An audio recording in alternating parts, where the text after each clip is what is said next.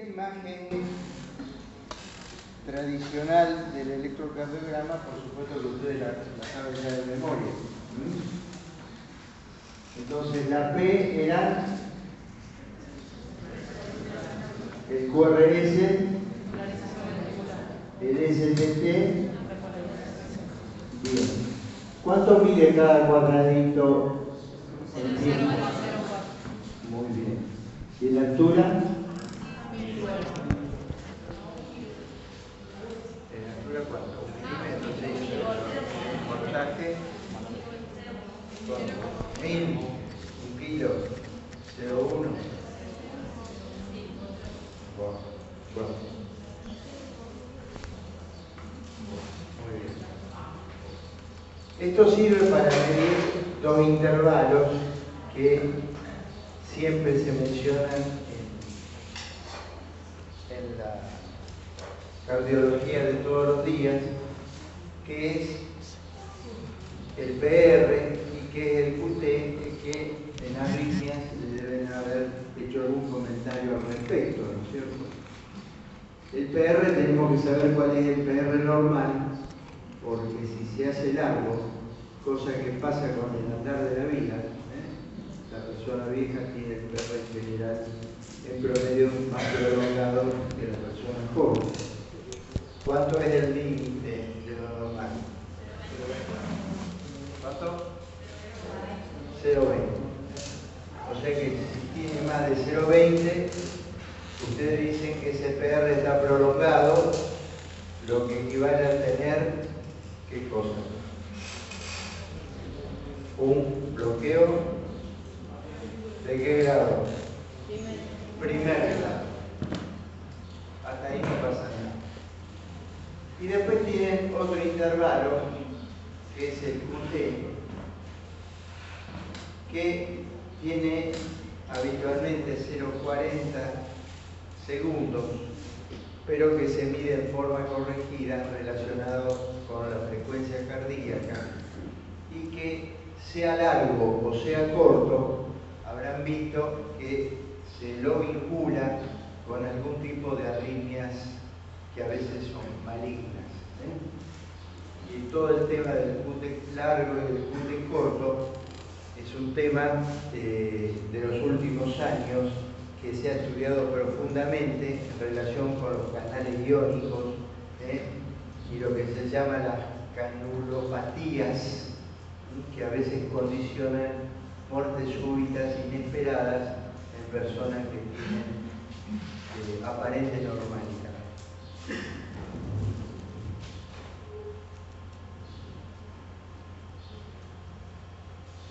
¿Cómo es habitualmente B1, B2? B1, B2. Bien, R chica, S profundo. ¿Cómo son habitualmente en el adulto B5 y B6?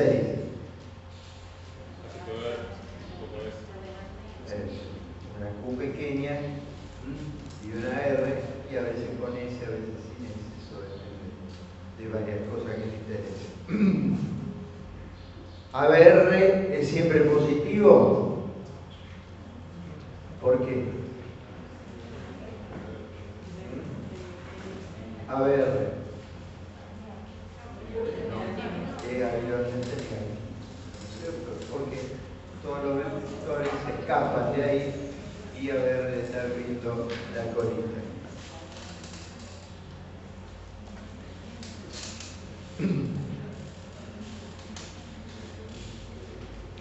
Bueno, acá tienen un repaso de lo mismo en colores para que se fijen bien, y esto, por si no lo tienen apuntado, fíjense, porque es como obtener el QT corregido en base a los RR. Eso es lo que el doctor Pelizón, ¿ha oído la clase de Pelizón? ¿De arritmia? ¿No? Sí. ¿Entendieron? Sí. Eso me lo dijo, bueno, ténganlo. No importa el detalle porque nadie le va a preguntar eso. pero que sepan que hay una fórmula para corregir el QT en base a la frecuencia.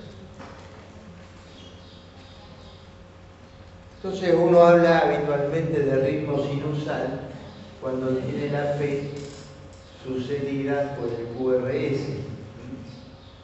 Acá tiene ABR negativo, ven que todo la P negativa, el QRS negativo y la T negativa, todos se escapan. Y hablamos entonces de que el ritmo es sinusal cuando hay esta continuidad, porque es la continuidad anátomo-funcional y eléctrica esperable. Que la onda P puede cambiar según las derivaciones. La onda P, por ejemplo, en derivación B1, puede ser a veces bimodal, es decir, tener una curvita positiva y una curvita negativa, y eso es normal.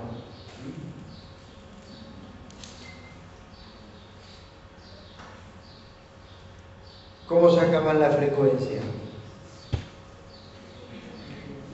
Hay mil métodos, pero para hacerlo rápido.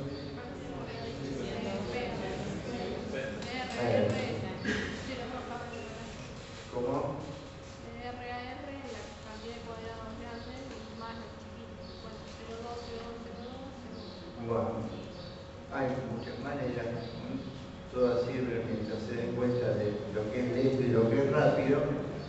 Y si no, bueno, nosotros usamos 1500 dividido el número de cuadraditos entre R y R, más o menos les da la cifra aproximada. Y si no, como alguien de ustedes dijo, 300, 150, 175, 60, y bueno, y así vamos a ver.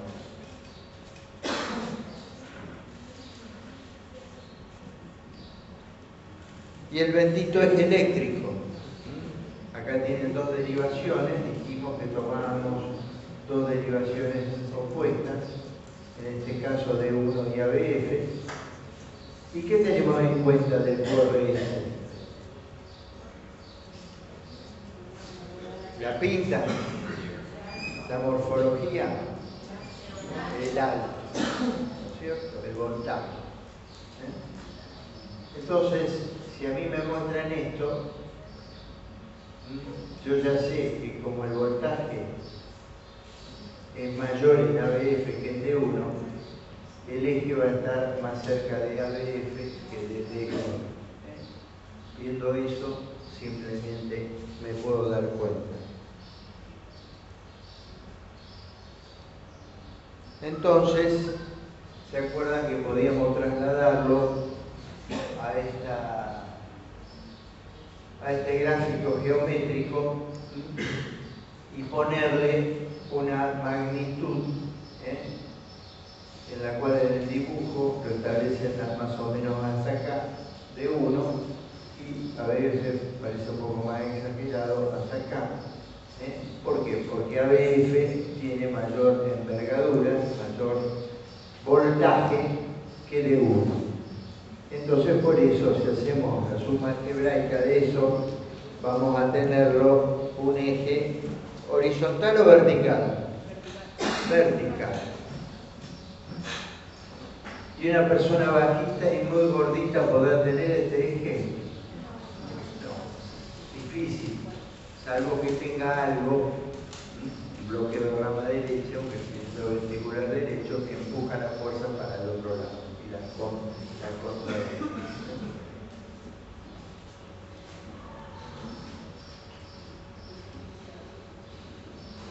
Ahí tienen el número.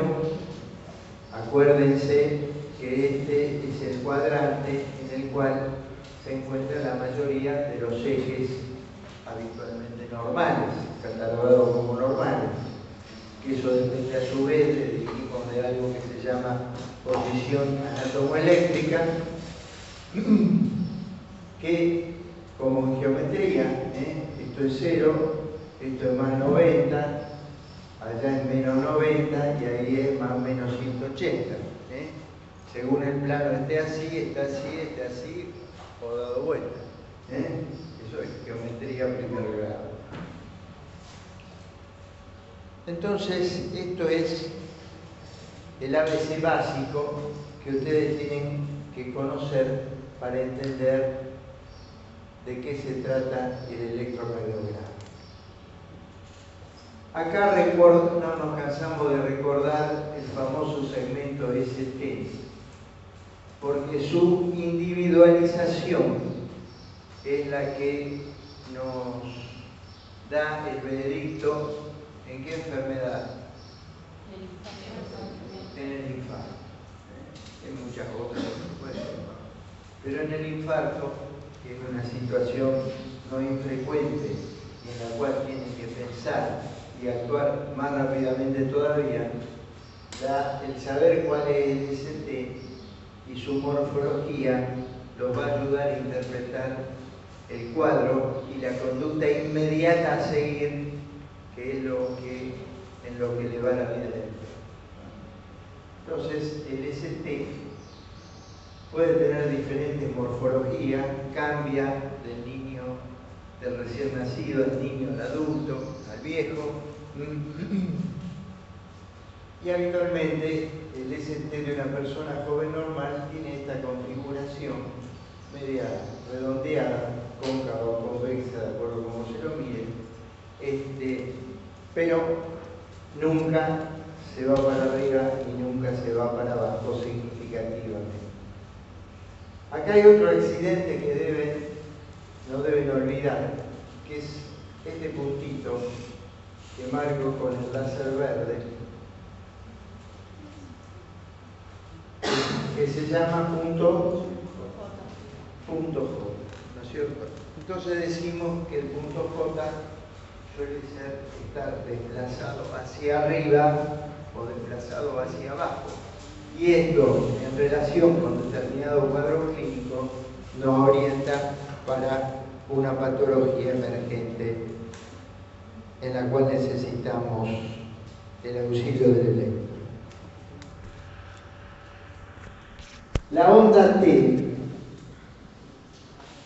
varía de acuerdo a la derivación que se tome. En general es positiva en la mayoría de las derivaciones, menos ABR, como dijimos, que como todo se escapa, tanto la P como el QRS como la T se ven habitualmente negativas. Pero sepan también que en las precordiales derechas puede haber ondas T negativas. Esas ondas T negativas se suelen ver en los chicos, los niños, se pueden ver en las mujeres jóvenes y a veces se mantienen en las mujeres no tan jóvenes como un patrón juvenil, digamos así, de recuerdo de tiempos atrás. Y ustedes ven estas ondas T en B1, a veces B1, B2 y B3, y pueden pensar, si le duele el pecho, que tiene isquemia miocárdica, y resulta que es algo normal. ¿Tiene embarazada? También puede ser. Aparte de la embarazada, hay mucho cambio, se puede encontrar con electro interesante por la posición anátomoeléctrica que adquiere el corazón, porque el diafragma se va para arriba. Muy bien. Bueno, vamos a otro aspecto, la sobrecarga. Podemos hablar indistintamente de sobrecargas, de crecimientos, o si traducimos la literatura inglesa, ellos hablan siempre de hipertrofia. En realidad, un término español que englobe esto puede implicar reconocer que hay dilatación, que hay hipertrofia, o que existen las dos cosas, o que existe una sobrecarga hemodinámica. En realidad, el término puede encerrar diversos significados. Lo cierto es que, más allá de la representación anatómica, que las paredes estén más gruesas y sea hipertrofia, que la cavidad sea más ancha y haya dilatación, o las dos cosas, uno habla en general de sobrecarga o de crecimiento, entendiendo que se trata de que esa cámara recibe desde varios puntos de vista una carga exagerada. Vamos a empezar por el principio, dijo uno, que son las aurículas, y ustedes recuerdan que la aurícula que primero se despolarizaba es la derecha. Luego la izquierda, y la sobrecarga, ¿qué va a resultar? Es muy simple. Va a haber un vector que representa a la aurícula derecha que va a tener mucho más jerarquía que el vector representativo de la activación de la aurícula izquierda. Esto, por supuesto, es una hipersimplificación de este tema, pero los ayuda a ustedes a pensar rápidamente y a no olvidarse. Entonces acá tienen hipertrofia ventricular derecha y el vector medio promedio, como apunta hacia dónde está dirigido, y la jerarquía que tiene el vector de aurícula derecha versus la jerarquía que tiene el vector de aurícula izquierda. Entonces nosotros lo que tenemos que saber ahora es en qué cambia la onda P.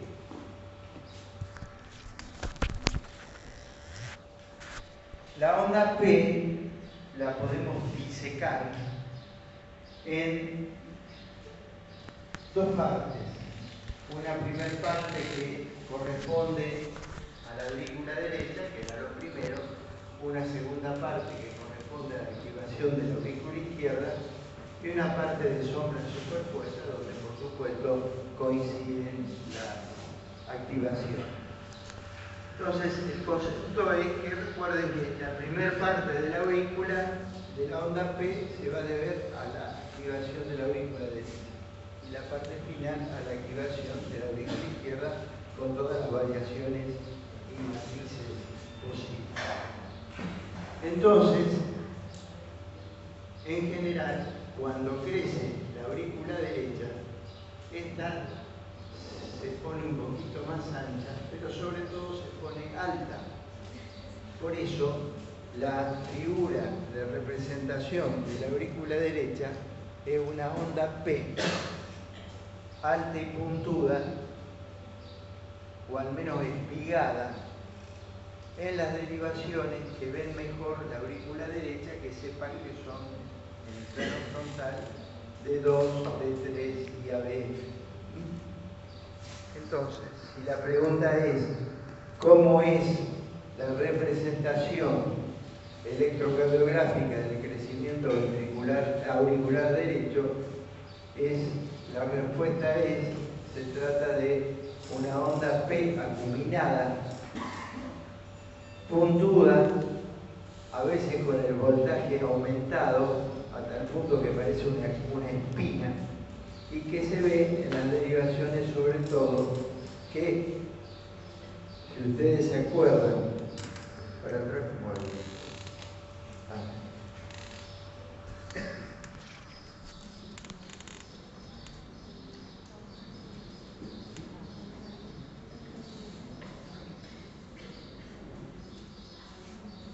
si el eje medio resultante es así y ustedes lo superponen al recordado triángulo de Itobe, ustedes van a ver que si la onda P apunta para abajo, se va a ver muy bien en ADF y se va a ver muy bien en D2 y D3 porque está proyectada fundamentalmente sobre esas derivaciones.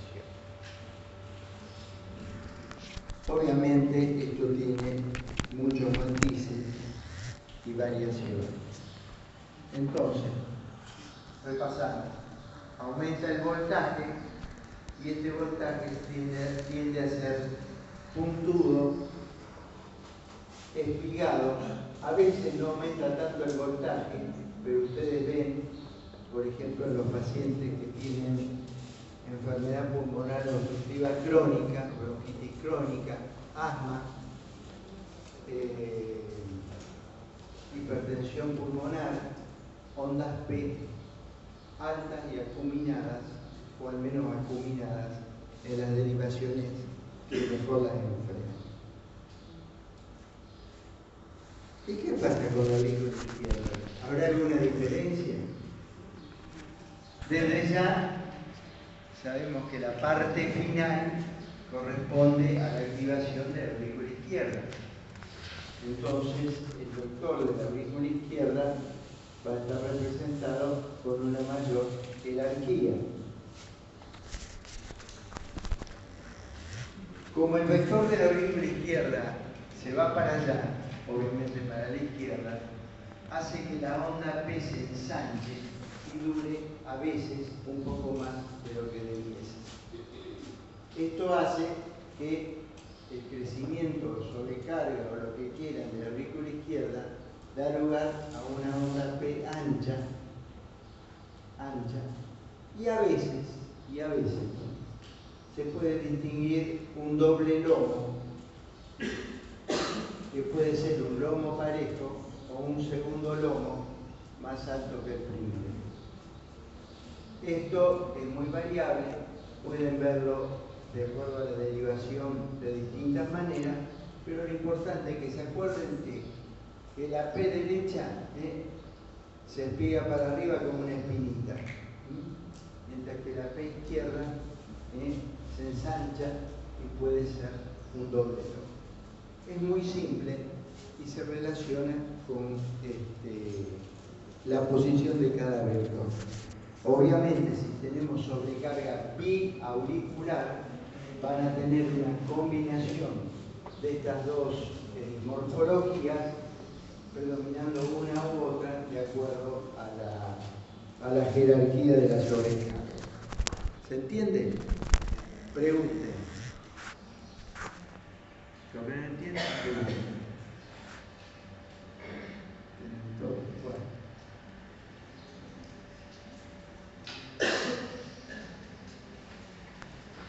Ventriculares.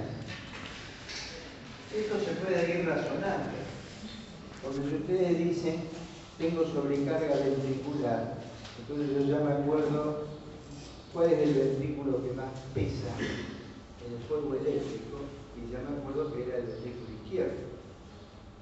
Si el ventrículo izquierdo naturalmente juega mucho, ¿qué pasará en la patología?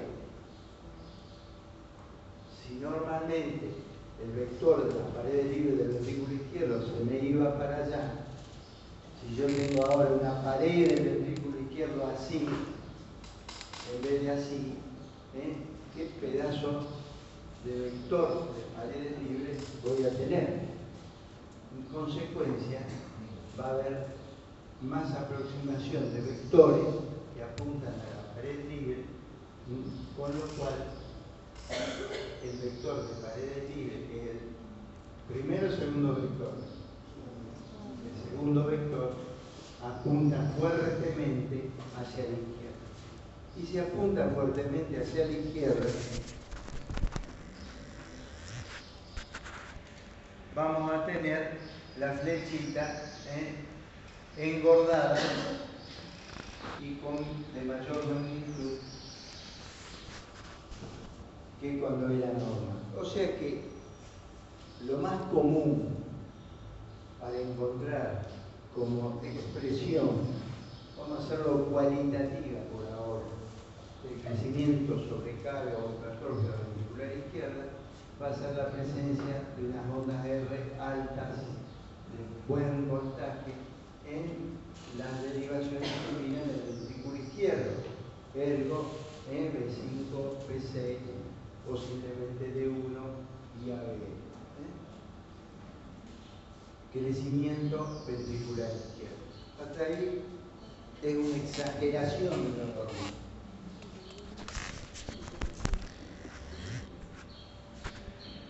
Ahí tienen los mismos vectores representados y el número 3, el azul grandote, empujando al lado izquierdo, que en este caso está muy hipertrófico. Esto no lo vamos a leer en detalle ahora, está en todos los libros, pero imagínense que a través del tiempo los cardiólogos se han vuelto locos, sobre todo cuando existía nada más que el electrocardiograma, para tratar de discernir cuantitativamente cuán grande debía ser la R de B5 y B6 o la S de B1 y B2 para calificar a ese electro como portador de crecimiento ventricular izquierdo. Entonces, a lo largo de la historia de los 100 años de la electrocardiografía, van a encontrar todos estos signos, índice de Sokolov, índice de Corber y todo lo otro que ven abajo con nombres propios y nombres propios, que en la práctica se usan poco y nada, porque realmente cuando existe un crecimiento ventricular izquierdo, ya desde el punto de vista cualitativo, nos vamos a dar cuenta, después les explico algo más porque. Pero sepan que esto existe. El primero, el índice de Sokolov, es uno de los índices que más se utiliza. Fíjense, suma la onda S en B1 más la onda R en B5 y B6, dando más de 35 milímetros en adulto y 40 milímetros en niño y joven. Es una forma de cuantificar esto que se presta a una cicatriz error. Sepan que los chicos, los deportistas, los jóvenes muy entrenados pueden tener R altas en B5 y B6 y S profunda en B1 y B2 sin tener hipertrofia ventricular izquierda, ni corazón de atleta, ni nada que se le pueda. También entra a jugar la repolarización, porque hasta ahora hablamos poco de la repolarización. Lo que quiere decir de repolarización, sabemos nada más que el STT es la repolarización ventricular. Doctor, una pregunta. En la hipertrofia ventricular, ¿también puede haber alguna alteración en el ensanchamiento del QRS? ¿O tener más masa ventricular? Sí. Cuanto más ancho es el QRS, significa que el tránsito a través de la pared es más lento. Una razón es que la pared sea más gruesa. ¿Y eso puede llegar a retrasarlo al límite de 0,12 Sí. o...? Ya en ese caso, generalmente se le agrega algo que vamos a ver después, que es el bloqueo de rama izquierda, o bloqueo incompleto por lo que es de rama izquierda. Porque el bloqueo incompleto de rama izquierda y el crecimiento ventricular izquierdo van juntos generalmente.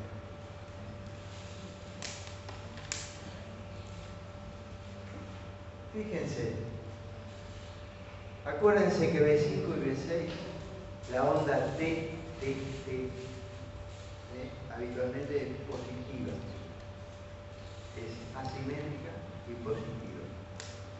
Pero a veces, cuando existe sobrecarga, crecimiento e hipertrofia, hay alteraciones del STT que hacen que la onda T se dé vuelta, se haga negativa, de ramas asimétricas,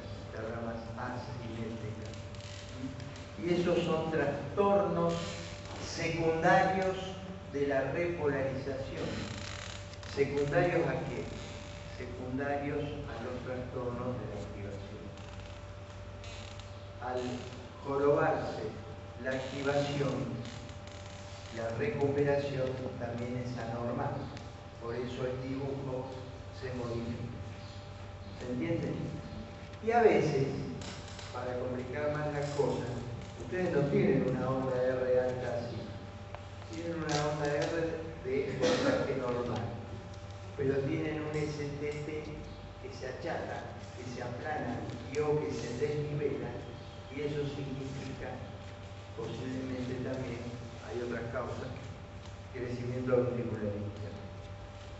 Es decir, ¿el concepto cuál es? Que hay cambios de la repolarización que están también en relación con el crecimiento ventricular izquierdo. ¿Se entiende?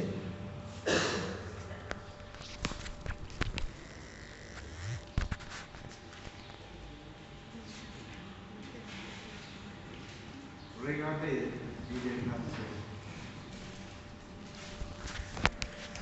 ¿Qué tiene?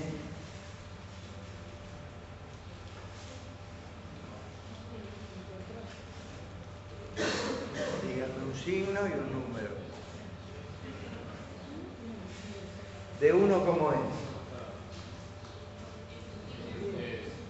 ¿Y ABF? ¿Y dónde se me fue el eje? Se me fue a la izquierda.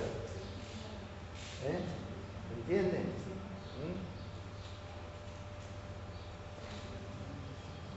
Entonces veo, me tiran este electro, miro, ya veo un eje a la izquierda. Algo tiene. Este eje no es. Me voy a las primordiales y tiene unas lindas S, B1, B2, y unas lindas R, B5 y B6. Y fíjense lo que les comentaba antes de la repolarización de B5 y B6. Tengo un STT que se me cae, tirado por la onda T asimétrica. Y ustedes dirán, ¿por qué habla tanto de T asimétrica? Porque les habrán hablado de que hay T simétrica. La T isquémica, por isquemia primaria del miocardio, es simétrica. Las T asimétricas están en el normal y están en los trastornos secundarios de la repolarización. ¿Secundarios a qué? Secundarios a los crecimientos, secundarios a los bloqueos de abajo. ¿Está? Así que esto es un lindo trazado representativo de lo que hablaba.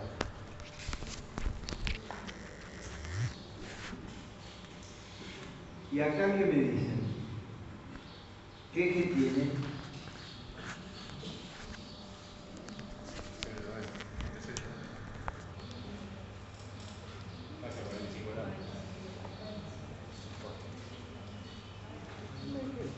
Parece normal. Me voy a las precordiales. Pucha, está con medio voltaje. Esto es medio voltaje, si no esto tendría que durar 10. Si tuviera todo el voltaje, esta S llega hasta acá. Y esta R llega hasta allá. Esto es una hipertrofia ventricular izquierda con sobrecarga de volumen. Esto se ve ¿saben en qué? En la insuficiencia valvular aórtica, que es una sobrecarga de volumen del ventrículo izquierdo. Van a leer por ahí que cuando la T, en vez de caerse, como dijimos, aún con esta R positiva, eso significaba sobrecarga de volumen. Concepto viejo, pero por ahí está escrito. Así que tienen otro ejemplo de sobrecarga ventricular izquierda, con otra vez las R alta y significativa, inclusive la misma Q, lo que hace pensar que el pobre vector central también está hipertrofiado. Una linda R. Sin embargo, el juego de vectores no es matemática tampoco, y tienen un eje que no se desvía a la izquierda. Diga. ¿Cómo? Esto. Eso es el estándar que yo lo determino con el aparato. ¿Viste hacer un electro? Venite un miércoles y vamos allá a... ¿Qué hora están? ¿12 a 14? Y vamos a verlo cómo se hace, porque así lo entendemos. Esa es la onda cuadrada. Es una onda que nos determina la sensibilidad para que todas las alturas sean realmente la altura que corresponde, y todos los voltajes sean verdaderos. Si yo bajo la sensibilidad y la sensibilidad normal son 10 cuadraditos, este dibujo, el voltaje de este dibujo es normal, es lo que corresponde. Acá yo le dije al principio que está con medio voltaje, es decir que esto está subestimado, razón por la cual yo acá esperaría tener una R todavía más alta, porque esto es un recurso que utilizo para que no se me salga del papel el dibujo. ¿Se entiende? Lo normal, el estándar, por eso cuando yo paso de un electro a otro, por si alguien me metió los dedos en el aparato y me lo alteró, yo hago correr y hay una tecla que dice estándar, tecleo y me sale la onda cuadrada que mide 10 milímetros. ¿Cómo sabes cuál es la línea de base? ¿Cómo? ¿Cuál es la línea de base? La línea de base,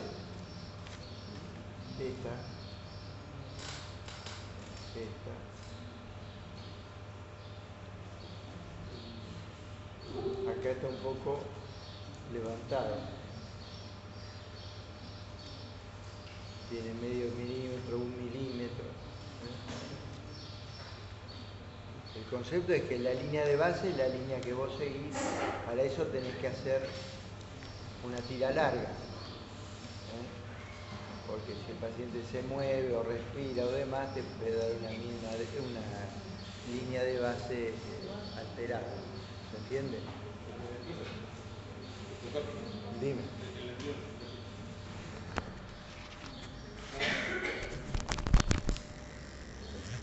¿En el anterior?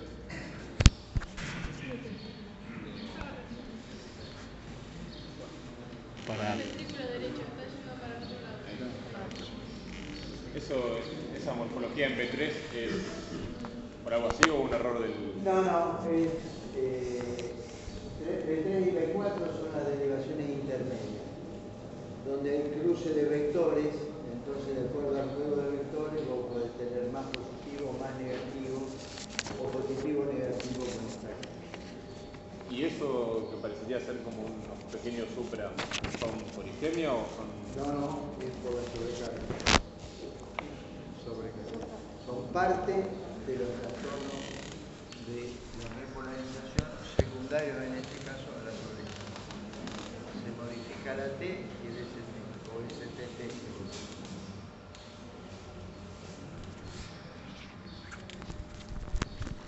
Y ahora el gran protagonista, el protagonista olvidado, que es el ventrículo derecho. Porque todo el mundo habla del ventrículo izquierdo y el ventrículo derecho. Sabemos mucho más del ventrículo izquierdo que del ventrículo derecho. Pero el ventrículo derecho existe. El tema es que para que el bandido aparezca en escena, nosotros tenemos que tener una predominancia de muchas jerarquías, porque tiene que vencer el voltaje del otro que apunta para la izquierda para que éste aparezca en escena. O sea que ustedes pueden tener crecimiento del ventrículo derecho moderados, pero que nunca, como nunca alcanzan a vencer la imagen del ventrículo izquierdo, digamos así, se van a manifestar en el mundo. Por eso, el crecimiento ventricular izquierdo tenía una serie de facilidades, digamos así. En vez del ventrículo derecho, hay que estar pensándolo más, por ahí tenemos dudas, salvo en aquellos crecimientos ventriculares derechos de mucha jerarquía, como son pacientes que tienen, que se ve en la hipertensión pulmonar primaria, suelen tener más de 100 milímetros, 120 milímetros de presión sistólica de arteria pulmonar. Entonces van a dar ventrículo derecho de paso.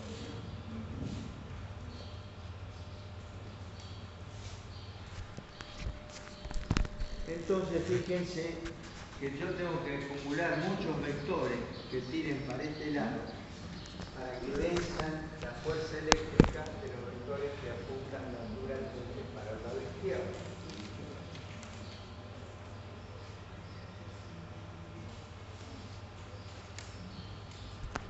Esto es una pieza anatómica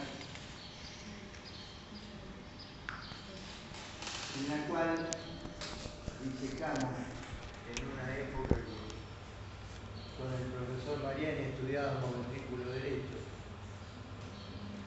con la anatomía patológica. Íbamos a buscar los cadáveres y buscamos la historia clínica y después hacíamos la correlación entre la pieza, la historia clínica y el electrocardiograma, porque esta era la época pre-ecocardiograma, así que nos teníamos que arreglar con cosas simples. Pero lo que quiere decir esto es que el ventrículo derecho tiene su jerarquía y está, llévenlo como concepto, como sectorizado en partes anatómicas que a su vez tienen una expresividad electrocardiográfica individual especial. Es decir, que el ventrículo derecho no es tan inocente como aparenta ser. Ahí tienen un ventrículo derecho abierto, con la banda modeladora y el pilar, que ustedes conocen muy bien, y las tres sigmoides de la válvula. ¿Qué válvula?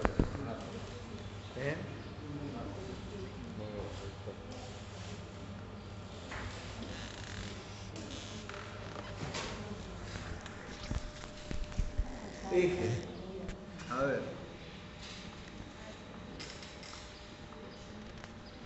¿Cómo es de uno? No es de uno que está acostumbrado ahora. Más negativo que positivo. Y ABF un poquito más positivo que negativo. ¿So?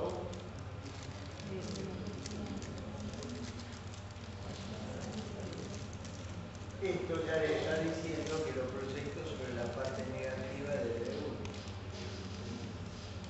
Si este ABF que apunta para abajo es un eje que se me ha ido hacia la derecha. Si se me ha ido tanto hacia la derecha, que si me fijo en las precordiales, miren esto. Y ustedes me pueden decir, no, la pegaron mal, esta tiene que estar acá y esta tiene que estar acá. ¿Entienden? Entonces este es un crecimiento ventricular derecho importante. Entonces tienen precordiales derechas, complejos fundamentalmente positivos en un paciente con corazón pulmonar e hipertrofia ventricular derecha marcada.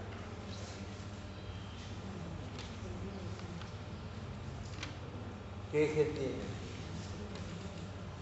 Supongamos que ABF fuera tan positiva como negativa. Y esta es negativa. ¿A dónde apunta? Se me va para... ¿A dónde se me va?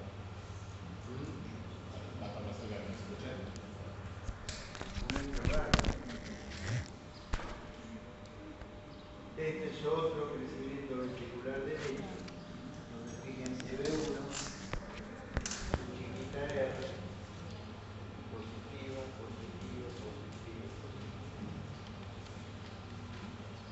Entonces, vuelta al concepto original, que el crecimiento ventricular derecho tiene que pesar mucho para manifestarse como esto, en estos casos, en el electrocardiograma. ¿Qué eje tiene? De uno negativo. Bien, forzosamente a la derecha. Miren la onda P que tiene. ¿Cómo era la onda P que yo les dije? Alta y puntuda. Fíjense que la onda P casi tiene más voltaje que el QRS.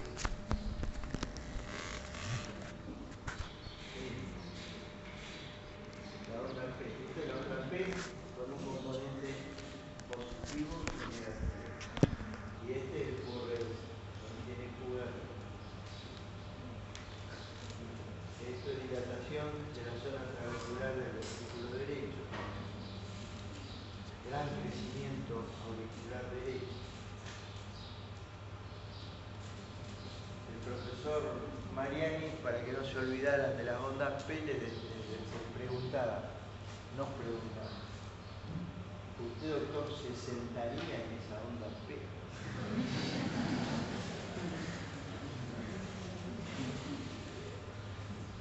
De todas formas, en este caso, B2 no tiene una morfología. Bueno, B3 por ahí sí. Porque acá entra a jugar, no vamos a ver, muy complicado, la sectorización del ventrículo derecho.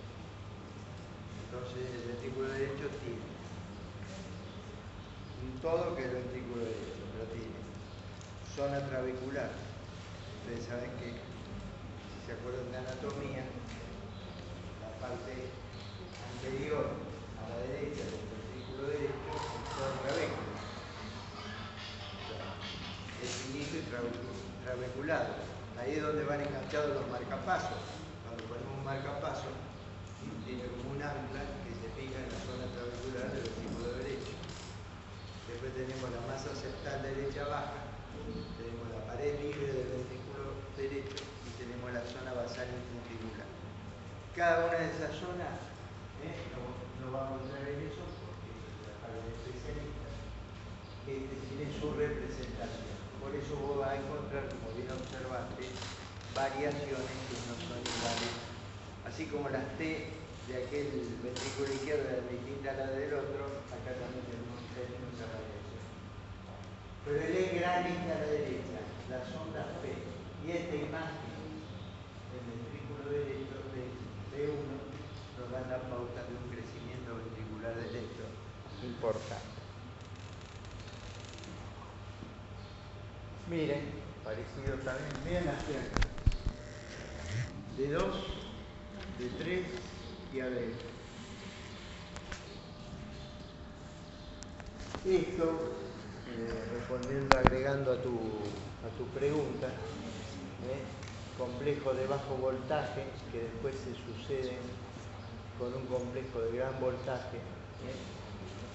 Lo estudiaron mucho los mexicanos y, bueno, si les gustan los chismes, se llama signo de Tranchesi y Peñalosa.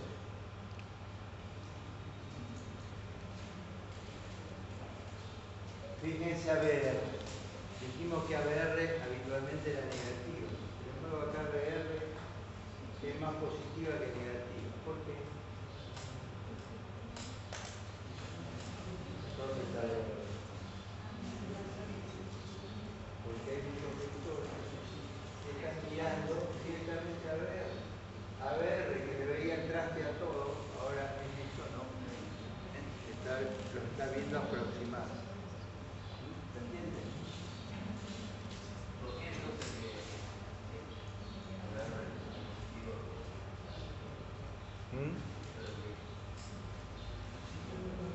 ¿Quién pregunta? Dime. no escuché lo que dijo? Porque ABR. sí, bueno, ahí es positivo, Tenés una porción inicial negativa y una porción final de mayor envergadura positiva. Eso justamente es por el crecimiento ventricular derecho. Tiene otra interpretación que era un poco lo que le respondimos a tu compañero, que eso se ve mucho, la correspondencia anatómica cuando crece la zona basal del infundíbulo. Ustedes saben que el ventrículo derecho tiene un infundíbulo, que tiene su importancia en determinada patología. Esa división entre 1 y entre 2 podrían también estar alterados por la gran dilatación que hay en la aurícula derecha. derecha. Claro, porque es como si yo me tire un electrodo directamente en la aurícula derecha. Exactamente. Hay tanta aurícula derecha que la veo en varios lados. Y también para el crecimiento ventricular derecho hay toda esta chorrera de fórmulas y números para cuantificarlo que ustedes pueden verlo en cualquier lugar. La segunda parte de esto es los bloqueos de rama, que por ahí complican un poco más la cosa. Pero bueno, recuerden que el sistema de conducción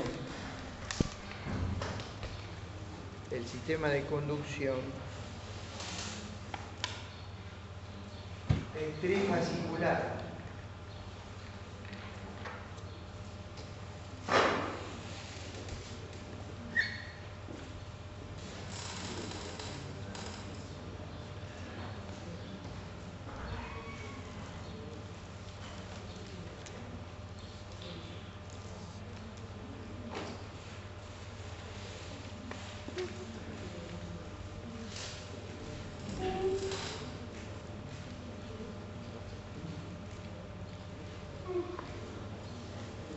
Tienen una rama derecha y una rama izquierda, y que a su vez la rama izquierda se divide en dos hemiramas, la división superior y la división posterior.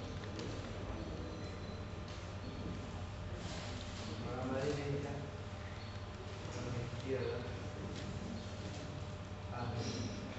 ventrículo derecho, ventrículo izquierdo.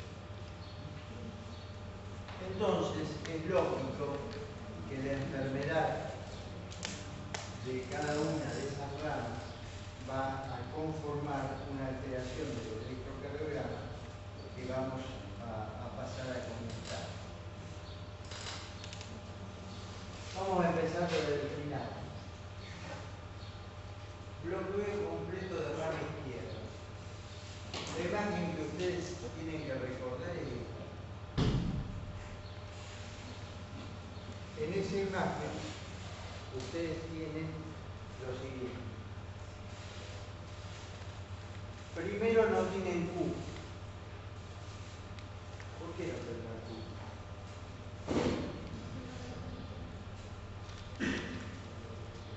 ¿Y qué derivación es De 5B6. No tiene Q. ¿Qué falta acá? Porque falta toda la proyección del lado izquierdo. No hay vector septal. Si exageramos, cortamos la rama izquierda de la derecha, va a faltar el vector 1 vector septal. Entonces, no hay Q. No hay Q.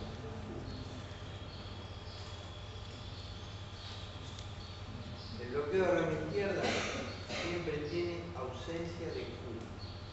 Si hay Q, no es bloqueo de rama izquierda o está mezclado con otra cosa.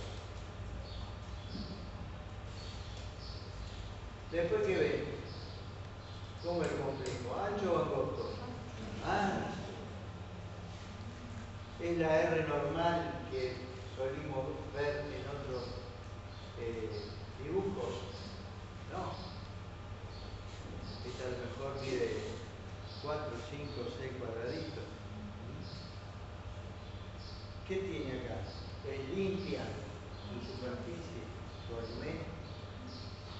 No, es sucio y empastado. Es ancho, no tiene Q, es sucio y empastado. ¿Por qué? Porque la activación sigue caminos anómalos. Porque al no haber vector septal, y ser primero el vector septal para acá y después el vector de pared libre para allá, toda la activación va al revés, de derecha a izquierda. Y todos estos vectores que ustedes ven acá están jugando en el campo eléctrico para dar como resultado este tipo de imagen totalmente diferente. Entonces, acá está bien explicado, porque al faltar la rama izquierda de la X, la activación tiene que venir por la rama derecha, no puede venir por otro lado. Entonces todo eso va a resultar que no solo se activa el ventrículo derecho, sino que el ventrículo izquierdo se activa tardíamente, lentamente, por eso el ancho es complejo, y siguiendo caminos anómalos. Es lo mismo que un auto para llegar a un punto tiene que ir por una autopista o por un camino de tierra lleno de piedras. En un caso va a tardar poco y va a llegar en un feliz viaje, y en el otro caso va a tardar mucho y va a tener que sortear una serie de obstáculos. ¿Se entiende? Entonces, la imagen del bloqueo de la rama izquierda, lo que se tiene que llevar ustedes, sin ancho empastado en la cima, con un STT que también está alterado como cumpliendo las reglas generales.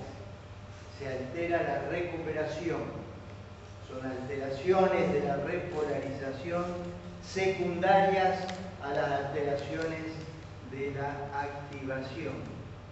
En el otro caso nos referíamos a los crecimientos, ahora nos referimos a los trastornos de conducción o bloqueos. Imagen de bloqueo de la rama izquierda.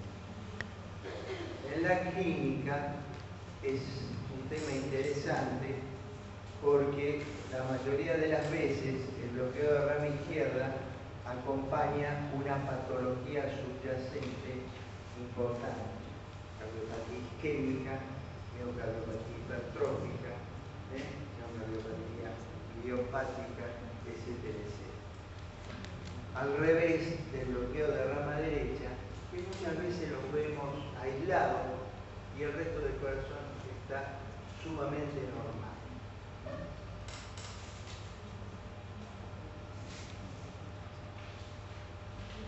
Miren, acá se ve bien, no hay Q, es ancho y tiende a empastarse. Sepan que hay matices, o sea, hay diferentes grados de bloqueo de rama izquierda. Entonces, en la literatura van a ver bloqueo incompleto de rama izquierda o trastorno de conducción de la rama izquierda. Entonces, esto va a ser más ancho o más fino de acuerdo a la magnitud del trastorno de conducción de la rama izquierda. Pero nunca va a haber Q. La Q no está, sino algo pasa o está mezclado con otra cosa. Bloqueo de rama izquierda puro no tiene Q. Y es más ancho cuanto más completo es. ¿Se entiende? Ahí tienen de nuevo, fíjense que acá no tiene la meseta, pero tiende a ser ancho y le falta la Q. Obviamente en las derivaciones opuestas vemos la imagen recíproca, ¿no es cierto?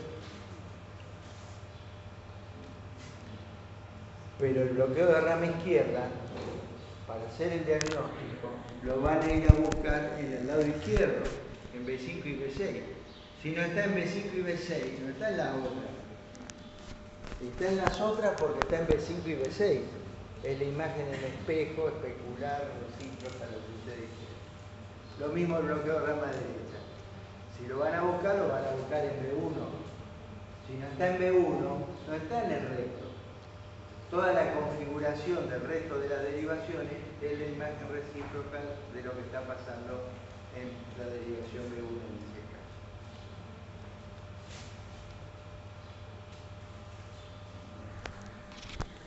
Bloqueo de rama derecha. Bloqueo de rama derecha, famoso porque la enfermedad de Chagas afectada el bloqueo de rama derecha cuando tiene cardiopatía.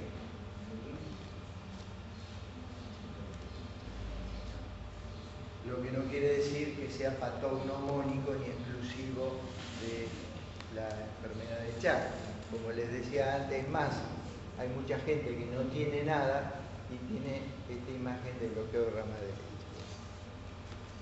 Lo que quiero que se lleven como lección a casa es este dibujito, que vamos a representarlo acá. Tenía un trapo.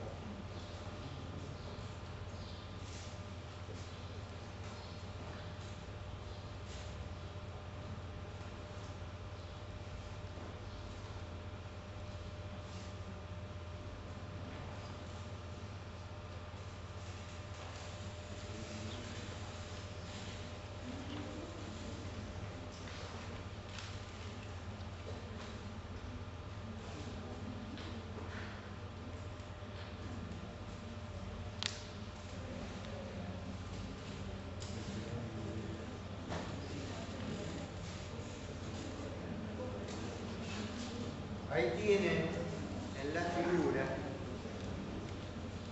diferentes grados de trastorno de conducción de rama derecha. Pero ¿qué es lo que está igual siempre?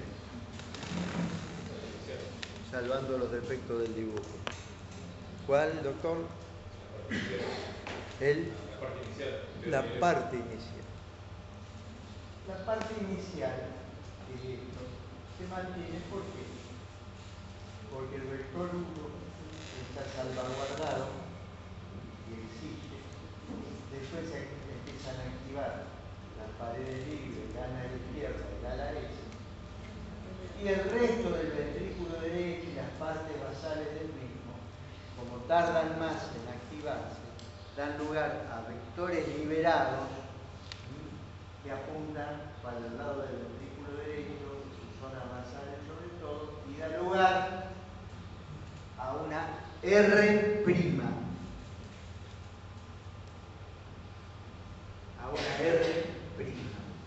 Si no tiene R', no es bloqueo de rama derecha, o bloqueo incompleto de rama derecha, o trastorno de conducción de rama derecha, o un matiz dentro de los bloqueos de rama derecha. Entonces, él dijo bien, la primera parte está respetada, porque lo que le corresponde al vector septal y al vector de paredes libres no cambia, no se puede cambiar.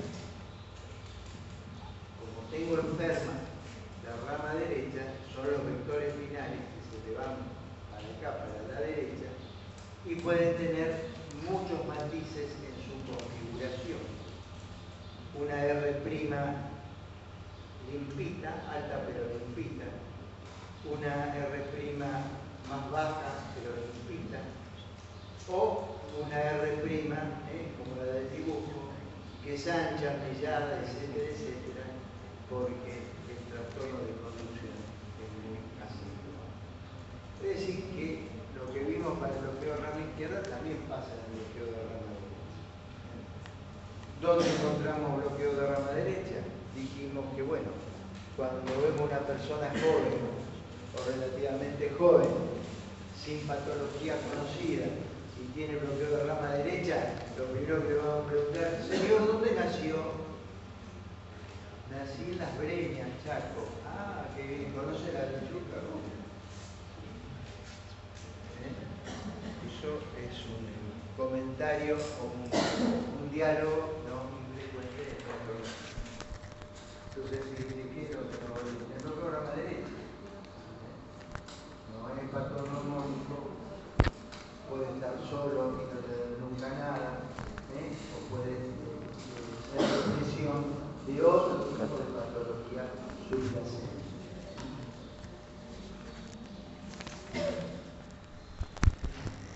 Miren qué lindo, qué precioso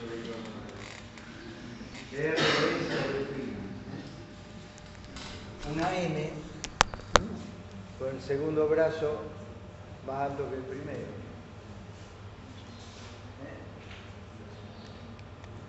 Y con la parte negativa más alta.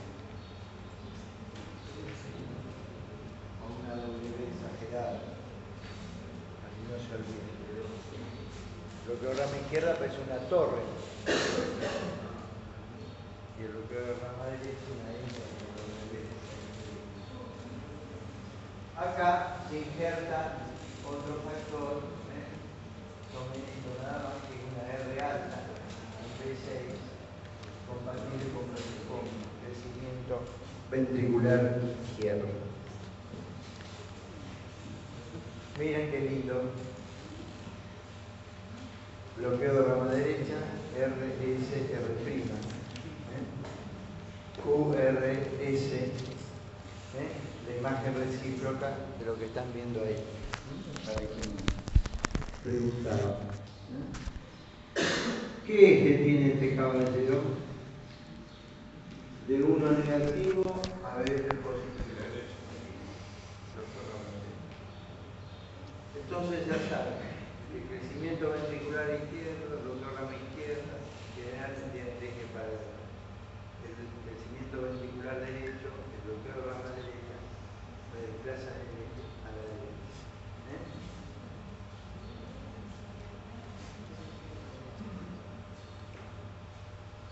Y acá simplemente quería mostrarle esto, que viene de la mano.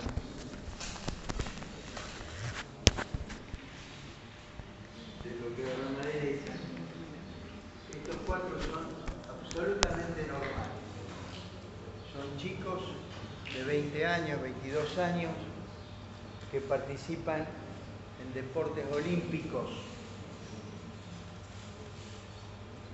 Y vemos, este tiene una B1 normal, este tiene una B1 con una R', este una R' con algo distinto y otra más destacado.